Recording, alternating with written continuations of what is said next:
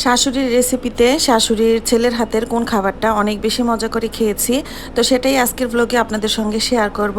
Hello everyone, আসসালামু আলাইকুম। কেমন আছেন আপনারা সবাই? আশা করছি যে যেখান থেকে আমার আজকের এই ব্লগটি দেখছেন সবাই আল্লাহর রহমতে ভালো আছেন, সুস্থ আছেন। আলহামদুলিল্লাহ, আমরাও আল্লাহর রহমতে ভালো আছি। তো সকালের বাজারগুলো একটু গুছিয়ে নিলাম, টুকটাক বাজার এনেছিল অফ ক্যামেরায় এবং অন ক্যামেরায় গুছিয়ে নিয়েছি। তো এই তো আপনাদের ভাইয়া অনেক মজা করে এখানে আমাদের জন্য ইলিশ মাছ ভাতে রান্না করেছে। তো আরিয়ার আবদারেই কিন্তু আজকের রান্নাটা করা হয়েছে। আর এই ইলিশ ভাতেটা কিন্তু আমি তেমন একটা পারি না, যেহেতু আমি অত রান্না করিনি। তো আপনাদের ভাইয়া বললো যে তাহলে আমি আজকে রান্না করি। তো এখানে এই তো আমার শাশুড়ির রেসিপি ফলো করে আমার হাজব্যান্ড এখানে রান্না করেছে। তো রান্নাটা অনেক বেশি সুন্দর হয়েছে।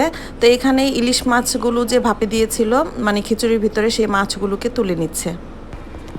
আর যারা যারা এই খাবারটা খেয়েছেন তারা তো অবশ্যই জানেন যে এই খাবারটা কতটা